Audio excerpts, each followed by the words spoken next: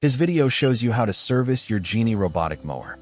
Before performing any maintenance, ensure the mower is powered off and completely disconnected from its power source. For your safety, it is advisable to wear protective gloves while carrying out these steps. Turn the mower upside down and place it on a clean, level surface. Gently secure the blade disc to avoid accidental spinning during cleaning.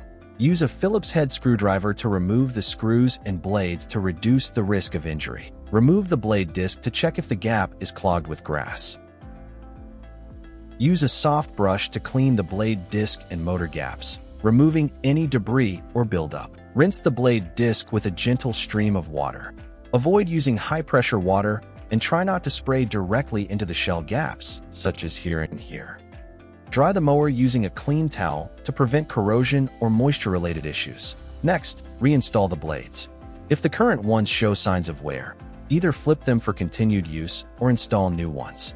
It's recommended to rotate or replace blades every 3 to 6 months to maintain optimal cutting results. Once these steps are complete, your Genie mower will be ready for use again. For more detailed instructions, refer to the user manual included with your product or reach out to our customer support for assistance.